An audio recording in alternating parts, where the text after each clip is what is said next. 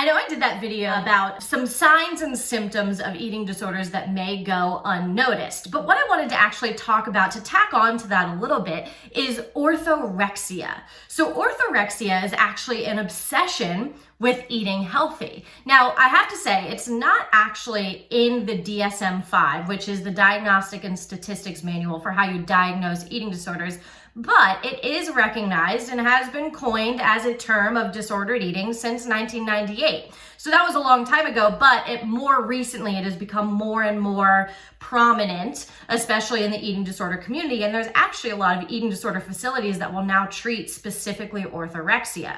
Now, the tricky thing about orthorexia is, again, it can go under the radar because it can be seen as just, oh, like this person eats really healthy, but it's the obsession behind it. So there's some gray area there, but I'll try to clarify some of that for you right now. So again, orthorexia is the obsession with healthful eating. And what I want to read to you is actually some of the signs and symptoms of orthorexia, because again, they can go a little bit under the radar. So one of them is compulsive checking of ingredients and reading nutrition facts labels. And one of the big things is people are like, oh, well, what's wrong with that? You should look at the nutrition facts label. Or what if I don't want a bunch of crap in my food, so I read the ingredients? Again, this is where it's gray area. So the difference here is this. It's one thing to check a nutrition facts label on maybe a food that you haven't bought before, whatever it might be, to see what's in it and make an informed decision. It's another thing when you're obsessing over every single food label that you read, and if there's maybe one thing on there that doesn't meet your criteria, you just won't eat the food entirely.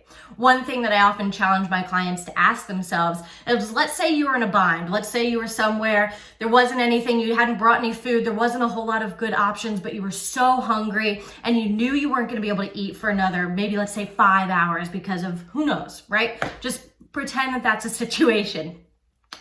And the stuff on the food label of the food that you could find, maybe it was in a vending machine or something, wasn't exactly what you would love, but you're super hungry. Would you eat that food? And frankly, the answer to that question should be yes. It's when that answer is no that we find that it's a problem, and there's obviously an obsession there because there's fear around whatever that food is, as opposed to listening to your body's biological need for food in that moment.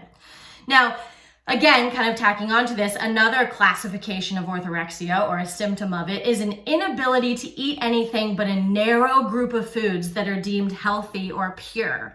So you've probably heard me talk about this either here or on TikTok about how I don't like the term clean eating for this very reason, right? So the issue here is that, again, you're eliminating a lot of foods that you don't deem as clean. And oftentimes what happens with orthorexia is that circle of foods that you will allow yourself to eat gets smaller and smaller and smaller, right?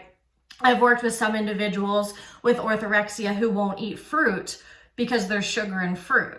Right? But that's definitely a part of a normal, balanced lifestyle. So it's things like that where, again, you're obsessing and you start decreasing the amount that you're eating because it's not deemed as clean enough for you.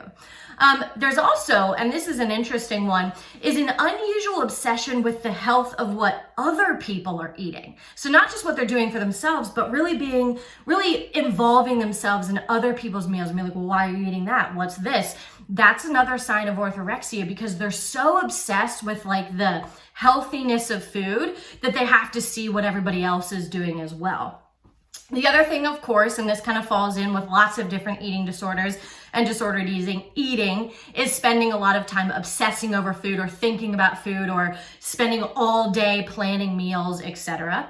And then the other thing too is how it pertains to social media. So a lot of times people with orthorexia will actually spend a lot of time following and looking into all of these different food and fitness and thinspo social media accounts, right? Now, there's one thing to follow those accounts. I want you to follow me, but there's another thing to be obsessing about it. So again, like what I've seen in some of my clients with orthorexia is they will spend all day just going through different YouTube videos or going through different research or just reading everything they possibly can about food, to the point where they're spending the majority of their time just trying to read all of this stuff. And then that ties back into the circle of food getting smaller and smaller, because as you know, there's a lot of different nutrition research out there. If you were to read everything and listen to everything, there'd be like one food you were allowed to eat. And that can tend to happen with orthorexia as it gets smaller and smaller and smaller and smaller because of all of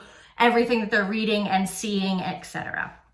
So I wanted to bring this up because I think it's something that unfortunately is becoming more prominent in our society because of this push to eat clean or count macros or whatever. And unfortunately, that's pushing some people into this pattern of orthorexia.